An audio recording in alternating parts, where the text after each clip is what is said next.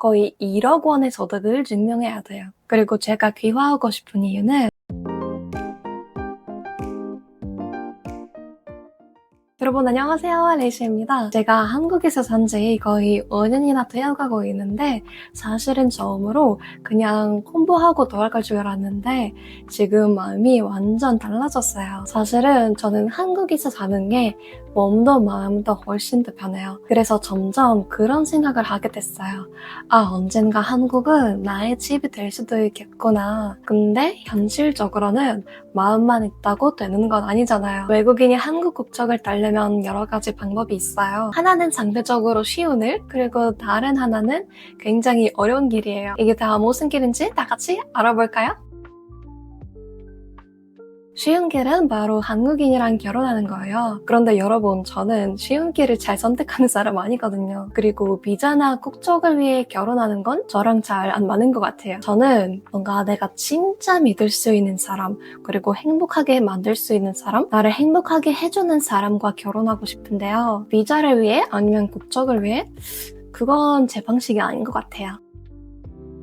그래서 저는 자연스럽게 더 긴 길을 선택하게 됐어요. 그리고 그 길이 지금도 계속되고 있어요. 저는 처음으로 한국 정부 초청장 학생으로 왔을 때 D2 유학 비자를 받고 왔어요. 석사하고 박사 수료까지 포함하면 마지막 4년 동안 계속 그 유학 비자로 한국에 살고 있었어요. 그리고 박사 과정을 수료하자마자 바로 일을 너무 하고 싶었어요. 그래서 원래 유학 생활을 끝나면 취업 준비 비자를 받을 수 있는데 저는 바로 취업 비자를 받고 싶었어요. 그리고 제가 딱 들어가고 싶은 회사가 하나 있었어요. 그 회사는 규모가 좀 커서 외국인을 잘 뽑긴 하지만 경력은 없는 외국인을 잘 뽑지 않더라고요. 그래도 용기를 내서 이력서를 냈고 당연히 첫 시도로 떨어졌죠. 그런데 있잖아요, 여러분. 저도 장학금을 첫 시도로 받은 게 아니니까 몇 개월 뒤에 다시 이력서를 냈어요. 그리고 두 번째 시도로 떨어졌죠.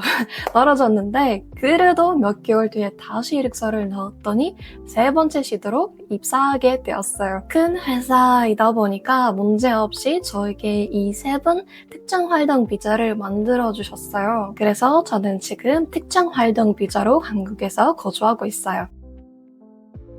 한국에서 석사나 박사 과정을 밟은 사람은 이 세븐 비자로 한국에서 1년 이상 일하면은 바로 거주 비자인 F2 비자를 신청할 수 있습니다. F2 비자를 받을 수 있는 방법은 굉장히 다양한데 가장 쉬운 방법은 점수제로 이런 비자를 받는 거예요. 80점 이상 받으면 바로 그 비자를 받을 수 있는데 점수를 어떻게 따야 되는지 물어보신다면 나이, 소득, 학력, 한국어 능력, 봉사활동 여러 가지 기준이 있어요. 그래서 저도 이제 한국 회사를 다닌 지 거의 1년이 다 되어가고 있으니까 바로 다음에 F2 비자를 신청하려고 합니다. 특정 활동 비자와 거주 비자 차이는 뭐냐고 물어보신다면 이 세븐, 즉 특정 활동 비자를 가지고 있으면 회사에서 잘리면 아니면 회사를 그만두면 비자도 끝나요. 근데 F2 거주 비자는 조금 더 안전하고 자유로워요. 회사를 그만둬도 다른 직장을 바로 알아볼 필요가 없고 아니면 다시 취업 준비 비자로 돌아갈 필요가 없어요. 그냥 일정한 기간 동안 다시 소득을 얻을 수 있는 그런 직장을 찾으면 되는 거예요. 그리고 여러분들은 잘 모르실 수도 있지만 외국인에게 비자를 받는 게 진짜 너무 큰 스트레스예요. 왜냐하면 보통 처음으로 취업하려고 하면 회사가 비자를 만들어줘야 되잖아요.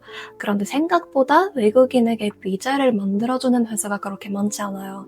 그래서 예를 들면 제가 진짜 저에게 딱 맞는 포지션을 찾았는데 그 회사가 비자를 만들어줄 수 없다면은 그러면 바로 탈락이죠. 그리고 비자를 발급하는 과정은 사실은 그렇게 쉽지 않아서 대부분 회사들은 외국인 취업을 가리는 거예요. 비자 과정 때문에. 그래서 처음으로 외국인들이 한국에 와서 다양한 기회가 있다고 생각할 수 있는데 사실은 이 비자 받는 과정 때문에 큰 문제가 생겨요. 그래서 내가 막 열심히 일할 준비가 되어 있어도 뭔가 앞에서 막히는 느낌이더라고요. 그래서 F2 비자를 받으면 어디서든 쉽게 취업을 할 수 있어요.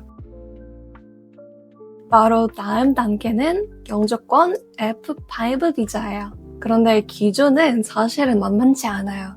일단은 특정 활동 비자 아니면 거주 비자로 한국에서 5년 이상 살아야 되고 당연히 범죄 기록이 없어야 하고 그리고 한국어랑 한국 역사, 사회에 대한 시험을 통과해야 되는데 저는 이 시험을 3년 전에 통과해 놨어요. 그래서 시험이랑 문제가 없을 거예요. 그런데 더 큰 문제가 하나 있어요. 조건 중 하나는 전년도 1인당 국민 정소득의 2배 이상, 그러니까 2024년 기준으로 거의 1억 원의 소득을 증명해야 돼요. 쉽지 않은 조건이죠. 그래서 지금 이 단계에서 제가 F2 비자를 준비하고 있는데 F4 영주권까지 아마 4년 정도 남았으니까 4년 동안 1억 원의 소득을 어떻게 얻을지 그때쯤은 더 높을 것 같은데 아무튼 1억 원의 소득을 어떻게 얻을지 생각할 시간이 있을 것 같아요. 완전 쉽지 않은 길이죠. 영주권을 얻고 나서 2년 뒤에 바로 국적을 신청할 수 있는데 저에게 이게 완전 멀리 바라보는 그런 관점이니까 조금 이따가 생각해 보기로 했어요. 일단 지금은 열심히 살아보는 게 최우선인 것 같아요. 그리고 제가 귀화하고 싶은 이유는 바로 한국 사람들처럼 일하고 쉬고 가끔 걱정 없이 쉬고 제약 없이 한국에서 살고 있는 느낌을 얻고 싶어서 이거 제 목표인 것 같아요. 제가 지금 한국에서 특정 활동 비자로 살고 있기 때문에 부업도 못하고 그리고 은행에서 어떤 서비스도 못 받아요. 사실은 엄청 불편하진 않지만 조금 더 안정적이고 조금 더 편한 삶을 누리고 있어요. 그리고 결국에는 제가 한국 국적을 얻을 수 있을지 모르겠지만 일단 열심히 해보겠습니다. 그리고 한국에서 한국 국적을 달 수 있는 이유만으로 너무 행복해요. 왜냐하면 다른 나라에서 국적을 안 주는 나라들이 굉장히 많아요. 그래서 저는 그런 기회가 있어서 너무 감사하게 생각하고 있어요. 여러분 이 영상 어떠셨어요? 혹시 한국 국적을 이렇게 어렵게 따는 거에 대해서 알고 계셨나요? 또 혹시 꿀팁이나 아니면 아시는 정보가 있으면 꼭 댓글로 한번 남겨주시고 그리고 오늘도 제 영상을 끝까지 봐주셔서 너무 감사해요. 그러면 다음 영상에서 만나요. 안녕!